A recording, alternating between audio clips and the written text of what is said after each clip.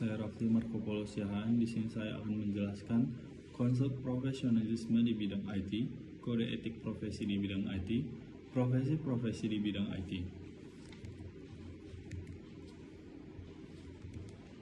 Yang pertama, latar belakang. Asal kata etika adalah etikos yang merupakan bahasa Yunani. Merujuk serapan bahasa Yunani tersebut, arti dari etika adalah sesuatu hal yang timbul dari sebuah kebiasaan. Sedangkan menurut KBBI atau Kamus Besar Bahasa Indonesia, etika itu merupakan ilmu tentang apa yang baik dan apa yang buruk, dan tentang hak dan kewajiban moral, atau biasa disebut dengan akhlak. Munculnya etika adalah pada saat manusia merefleksikan unsur etis ke dalam pendapat yang spontan. Kebutuhan akan adanya refleksi tersebut bisa dirasakan karena pendapat etis dapat berbeda dengan pendapat orang lain. Itulah mengapa manusia pada akhirnya membutuhkan sebuah etika, di mana tujuannya untuk mencari tahu apa yang harus dilakukan oleh manusia. Selanjutnya, di sini saya akan membahas profesionalisme di bidang IT, kode etik profesi di bidang IT, dan profesi-profesi di bidang IT. Yang pertama, profesionalisme di bidang IT.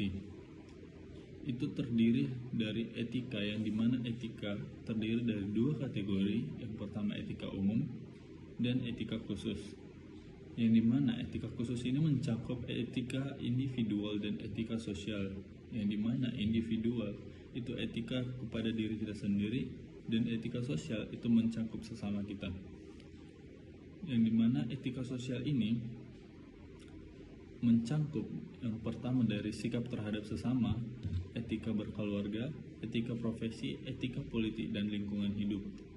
Nah, etika profesi itu terdiri dari etika biomedis, hukum, bisnis, teknologi informasi, dan yang lain.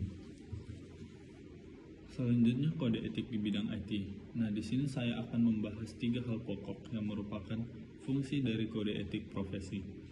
Yang pertama, kode etik profesi itu merupakan pedoman bagi setiap anggota profesi tentang prinsip profesionalitas, sehingga pelaksana profesi dapat mengetahui suatu hal yang boleh dilakukan dan yang tidak boleh dilakukan. Yang kedua, ada kode etik profesi adalah contoh sosial bagi masyarakat atas profesi yang dijalankan, yang dimana artinya etika profesi dapat memberikan suatu pengetahuan kepada masyarakat agar juga dapat memahami arti pentingnya suatu profesi, sehingga memungkinkan pengontrolan terhadap para pelaksana di tempat kerja.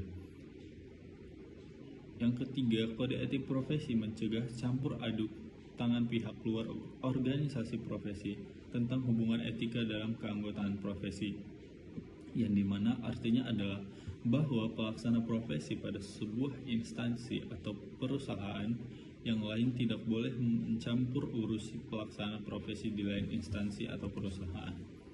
Selanjutnya, kode etik di bidang IT. Dalam lingkup teknologi informasi, kode etik profesi merupakan kajian ilmiah mengenai prinsip atau norma-norma dalam kaitan profesional dengan klien, antara profesional sendiri atau organisasi profesi.